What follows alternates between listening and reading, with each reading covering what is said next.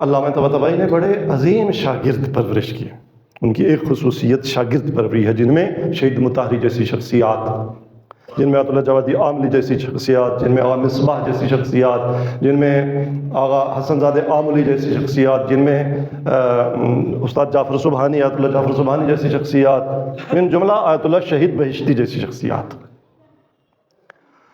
شہید بہشتی کی جب شہادت ہوئی تو آپ اس وقت مریض تھے، علیل تھے. شاگرد جو اور تھے انہوں نے یہ مصلحت جانی کہ آغا طباطبائی کو نہ بتایا جائے، یہ دکھ یہ غم وہ شاید تحمل نہ کر سکے.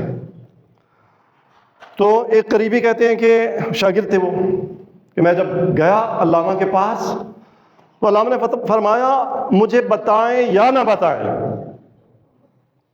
میں دیکھ رہا ہوں بہشتی پرواز کر رہا ہے، مجھے تمہارے بتانے کی ضرورت نہیں ہے.